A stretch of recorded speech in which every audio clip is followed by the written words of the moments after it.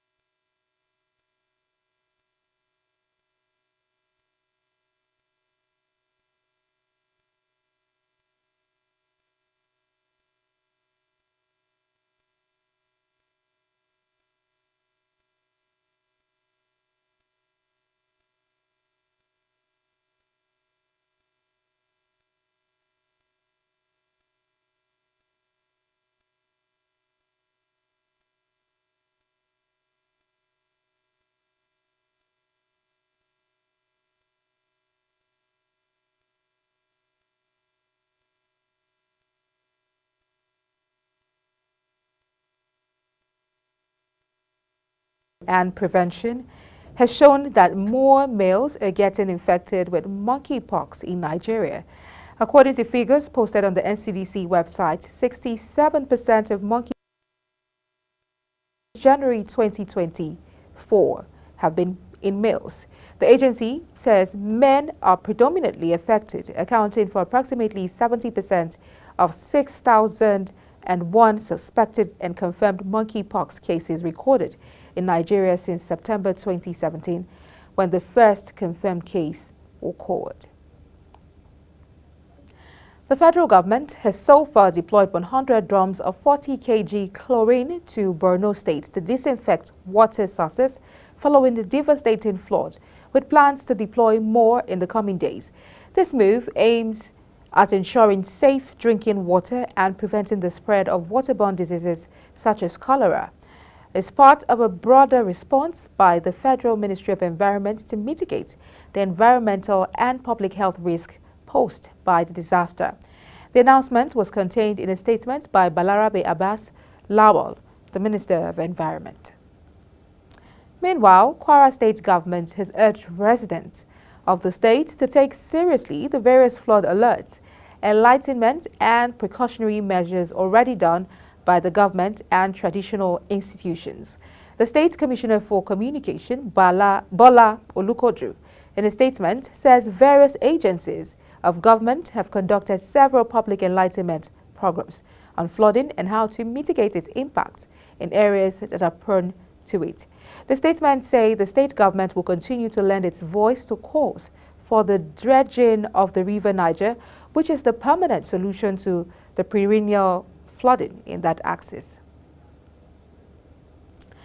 Lagos State government has issued contravention notices, to over 280 illegal property owners and occupiers in the Mayagun waterfront scheme in a bid to protect the state's coastal areas and prevent the proliferation of slums. The Commissioner for Waterfront Infrastructure Development, Ekundayo Alebiosu, disclosed this in a statement posted on Lagos X platform. Alebiosu was quoted in a statement as saying that the contravention notices served require the occupants to provide necessary documentation and approvals, justifying the occupation of the properties within 7 days.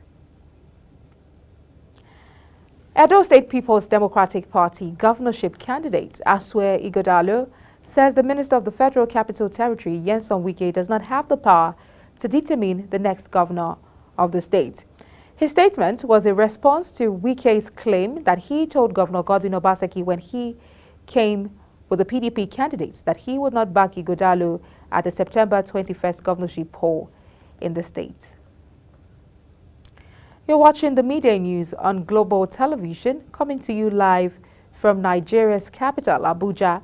When Midday News returns, Naira loses over 100 Naira at official market as U.S. interest rate decision takes spotlight. Details of this and more after this break. Please stay with us.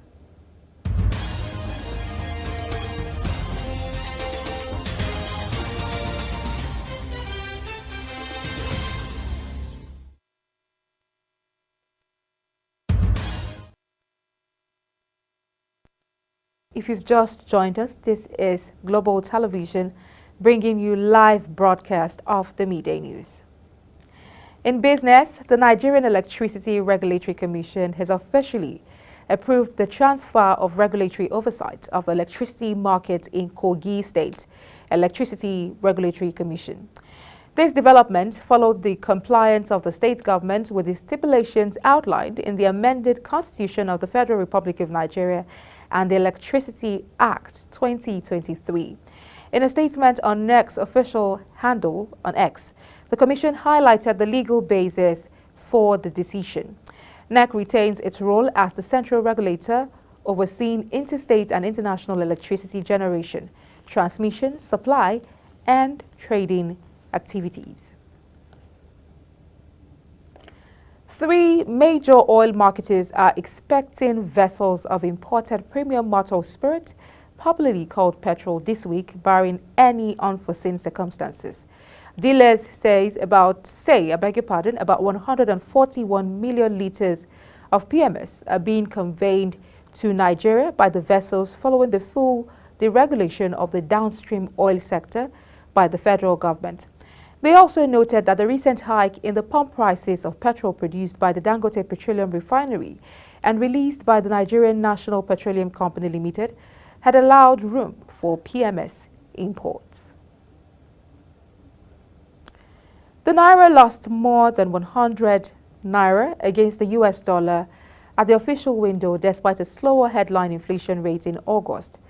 Data from the Nigerian Autonomous Foreign Exchange Market highlighted that the local currency was sold as 1,656 Naira per dollar, higher than the 1,546 Naira per dollar recorded on Monday. However, in the parallel market, the Naira appreciated by 5 Naira, trading at 1,660 Naira per dollar compared to the previous rate of 1,665 Naira per dollar. The federal government, through the Ministry of Housing and Urban Development, has announced a landmark partnership with the Central Association of Agricultural Valuers, CAV, a UK-based body specializing in agricultural and rural land valuation, to review and update Nigeria's compensation rates for public land acquisition. This collaboration aims to modernize the outdated compensation framework with a focus on crops and economic trees, which has been in place since 2008. The announcement, contained in a statement on the official ministry's website, was made during the Knowledge Exchange program held in London on September 15, 2024. On the foreign scene, hundreds of pages used by Hezbollah members exploded across Lebanon, killing at least 9 people and wounding around 2,800 in blast that Iran-backed militant group blamed on Israel.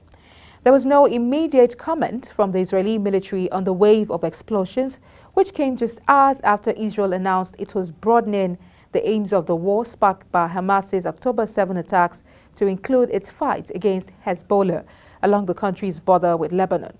He added that about 2,800 people were injured, out of which 200 were in critical conditions. The local governor stated that a partial evacuation has been ordered in Russia's Tver region after a massive Ukrainian drone attack sparked a fire there. Igor Rudenya says emergency services in the town of Trupets were trying to localize the blaze caused by falling drone wreckage. He did not say whether there were any casualties. Meanwhile, unverified footage has emerged purportedly showing a massive blast in the town. Video footage circulating on social media showed donations and smoke covering a large stretch of sky. The FBI and the U.S. Postal Department are investigating suspicious packages received by election officials in 17 states. Federal investigators say they were collecting the packages and that some contained an unknown substance, though there were no reports of injuries. They were sent to secretaries of state and state election officials across a swathe of the country from New York to Alaska. In sports, the intense rivalry between Africa's top table tennis nations, Nigeria and Egypt, will be reignited at the 2024 ITTF African Champions in Addis Ababa, Ethiopia from October 12 to 19, serving as qualifiers for the 2024 ITTF Mixed Team Cup in China and the 2025 World Championships in Qatar. The tournament will feature top teams and regional champions competing in 2 team events and 5 eventual events, which are men's team, women, singles, men doubles, women's doubles, and mixed doubles. Right-hand batter and African Games bronze medalist Peyti Lucky will captain Nigeria's under-19 girls as they travel to Rwanda for the 2015 ICC Under-19 Women's Cricket World Cup qualifiers. The Nigerian Cricket Federation announced the 14-player roster for the rescheduled qualifiers, which will be played from September 22nd to 29th in Kigali, Rwanda. Captain Peyti is joined by some other female yellow-green stars like Super Bowler Peculia Agboya, teenage sensation Shola Adekunle, Lilian Ude, and Christabel Chukwunonye. Italian icon Salvatore Schillaci, the top scorer at the 1990 World Cup, died at age 59. Schillaci, better known as Toto, scored 6 goals to win the Golden Boot at the 1990 World Cup on home soil.